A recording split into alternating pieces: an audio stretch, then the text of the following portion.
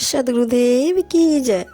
जब जिज्ञासु जीव सच्चे सद्गुरु की शरण में जाता है, उनका सत्य ज्ञानोपदेश ग्रहण करता है तथा उनके अनुसार आचरण एवं भक्ति साधना करता है, तभी वो सर्वोच्च मोक्ष पद पाता है।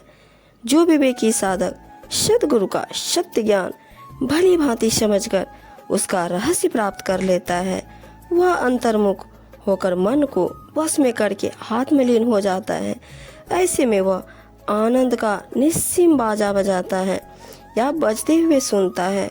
उस साधना स्थिति में गंगा यमुना सरस्वती अर्थात इला पिंगला तथा सुषमना नाड़ी त्रिकुटी में जहाँ त्रिवेणी के रूप में मिलती है, उसके मध्य साधक आत्म ध्यान में मग्न होकर विवेक वैराग्य संपन्न एवं सत्यात अनुभवी सद्गुरु निज शरणागत शिष्य को अलग पुरुष परमात्मा का साक्षात्कार कराता है और भटकाने वाले सांसारिक कर्म एवं भ्रम आदि को भुला देता है।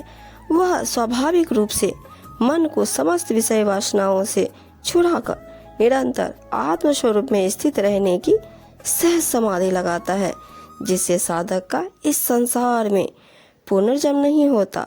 सद्गुरु कबीर साहब जी कहते हैं कि हे भाई संतो सुनो, उसी प्रकार से साधक सार शब्द निज आत्म स्वरूप में समा जाता है और सदा के लिए आवागमन से मुक्त हो जाता है। कबीर साहब जी अपने शब्दों में कहते हैं, गुरु बिन दाता कोई नहीं, जग मंगल हारा, तीन लोक ब्रह्मांड में सबके भरतारा।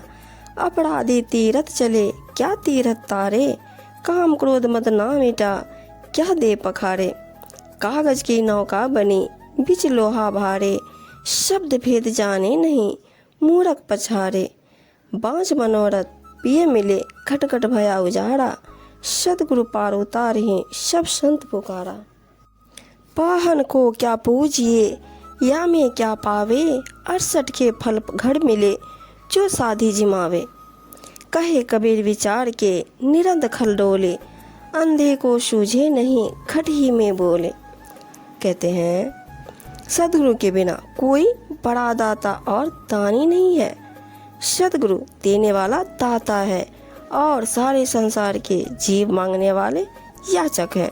तीन लोक एवं अखिल ब्रह्मांड में सद्गुरु सबके स्वामी है। यदि पाप कर्म करने वाला व्यक्ति तीर्थ करने जाए तो वहाँ उसके स्नान करने से क्या तीर्थ उसे भवसागर से पार कर देगा? जब उससे काम क्रोध एवं अहंकार आदि विषय विकार नहीं मिटते तो उसमें क्या शरीर को धोए, क्या नहलाए।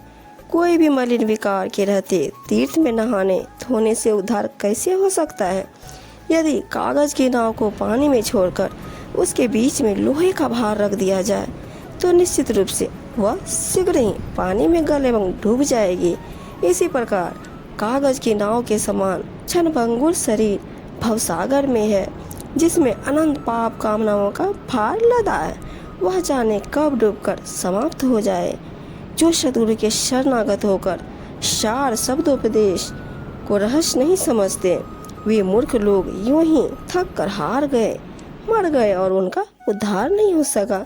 यदि अंतर्मन की मंगल कामना अनुसार पति परमेश्वर रूप सद्गुरु मिल जाए तो हृदय में सत्य ज्ञान एवं परम आनंद का उजाला हो जाता है। सद्गुरु ही शरणागत को भवसागर से पार उतारते हैं। यह बात सब संतों ने स्पष्ट रूप से कही है। जड़ पत्थर को क्या पूजना है, वह कुछ खाता पीता तथा बोलता नहीं है। इसके पूजने से क्या पाना है, इससे कोई लाभ नहीं होगा। यदि साधु संतों को भोजन खिलाएं तो अक्षर तीर्थ करने का जो महाफल कहा गया है वह अपने घर में ही मिल जाएगा। सद्गुरु कबीर साहब जी विचार कर कहते हैं, नीरा अंधा अर्थात अज्ञानी मूर्ख व्यक्ति व्यर्थ के प्रपंच एवं अंधविश्वासों में उस महामूर्ख को यह नहीं सूझता कि जिसे वो खोजता फिरता है वह चेतन आत्मा राम उसके हृदय में ही बोलता है अर्थात निवास करता है। तीर्थों के पानी से स्नान करने पर पाप कर्म नहीं धुलते मिटते और जड़ पत्थरों की पूजा करने से वे कुछ भी नहीं ग्रहण करते। इसलिए संत गुरु की सेवा पूजा करनी चाहिए, जिनके ज्ञानोपदेश का फल सुख शांति के रूप में जीवन में प्रत्यक्ष रूप से देखने को मिलता है और अंत में मोक्ष की प्राप्ति होती है।